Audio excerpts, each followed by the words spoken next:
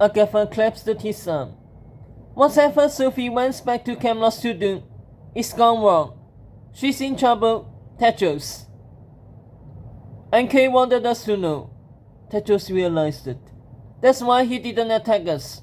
He was Ryan's best friend. Kay was telling us to check the grave. He wanted us to know the snake is king. August spilled the rose off Ryan's grave. Agatha carefully put it back where Kay had left it. As the petals rippled in the wind, Agatha remembered this, laying a rose on the snake's grave, as if it had already happened in the past. A crystal. She had seen it in a crystal.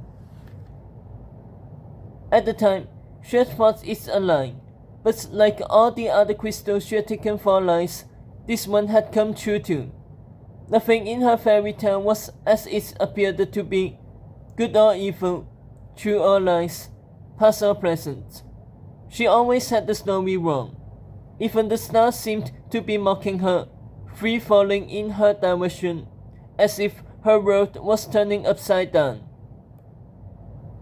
Hot, Guinevere, and Nicola caught up and trotted at the sight of Ryan in the snake's grave. This can't be good, said Hot. We need to get to Avalon, Tetros commanded, starting to move. Before the wedding. Everything depends on it. We won't get there in time, said his mother, standing still. Took us more than a day to get here from Avalon. By camel. She's right, said Nicola. On foot, we don't stand a chance. Sophie and Japheth are getting married at sunset. There's no way. Agatha wasn't listening. Her eyes were on the falling stars, plummeting even quicker now. Hundreds of them, thousands, aiming straight at her and her friends. That's the thing about good, Agatha marveled. It's always find a way. Tetros and the others looked up at the army of fairies ripple through the night sky, swooping towards them, and leading the light brigade, a pear-shaded fairy with puffy grey hair, a green dress far too small, and ragged gold wings. Flashing a mischievous smile, Tinkerbell flung a cloud of sooty dust. Before Agatha could brace herself, she and her friends were off their feet and flying high into the dark as fairies clustered around each one, hiding them in starry cocoons. Then they whisked them back towards Avalon, 5 comets against the night. Tetros, the unburied king. In the midst of dawn, the gates of Avalon, 2 mangled heaps, resembled the twin jaws about to swallow them up. Tetros had the others in a pack behind him, the grunts of their frozen breaths, their feet crushing fresh fallen snow. The fairies from school flocked around Tinkerbell like their queen, the only member of the League of 13 that managed to find. Peter Pan's favorite nymph landed on Tetros' shoulder, awaiting instructions.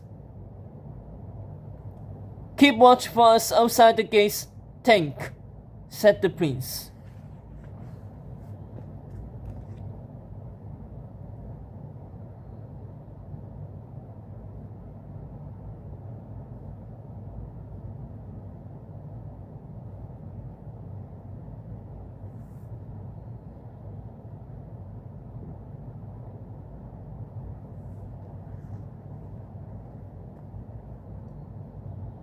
Tinkerbell replied with tinkly gibberish. Alongside her fairies, she burrowed for warmth into the bright green apples hanging off vines, the one sign of life in Avalon's endless winter.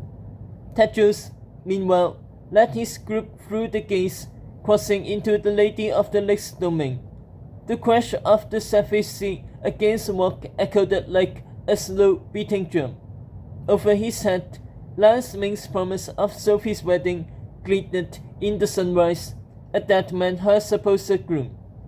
All this time, he had been so obsessed with Ryan, thinking him the real threat, instead of paying attention to what was actually happening. Ryan had been a pig, but Japheth was a monster, a boy of no conscience, the murderer of his friends, a black hole of evil.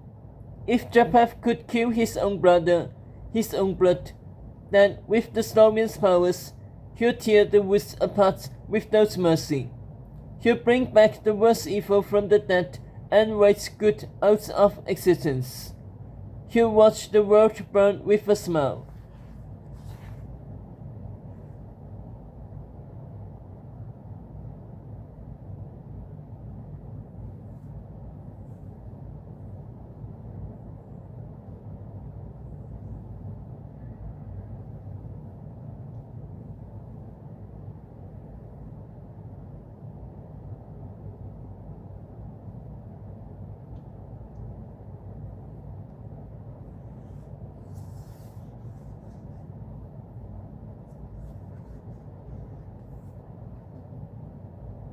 The prince took a deep breath, trying to settle himself.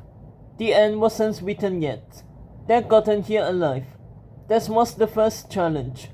Now they had to convince the Lady of the Lake to let them cross her magical waters and dig up King Arthur's grave. Tedros could feel oily nausea filling up his stomach. When he was a boy, he had leaned in and kissed his father goodbye before they closed his coffin.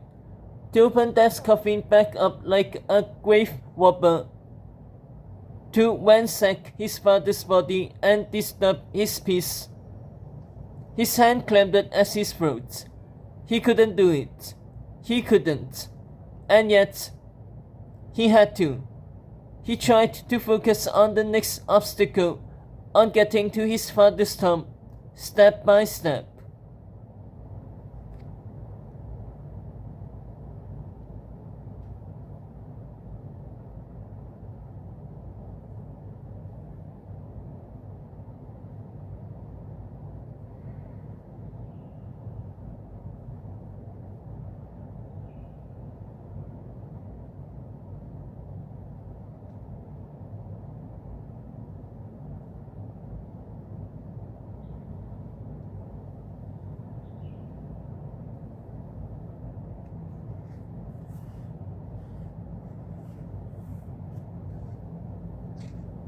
A hand struck beneath his shirt sleeve in just the right way. "You're brave to do this, Tedros," said Agatha. "Your father would have done the same to protect his people. It's why you're his son, the son he wasted to be king." Tedros wanted to hold her and never let go.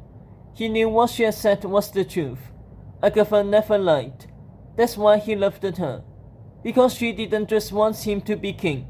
She wanted him to be a good king. And he wanted to be a good king for her. One day, he hoped to tell her all this when this moment was just a memory.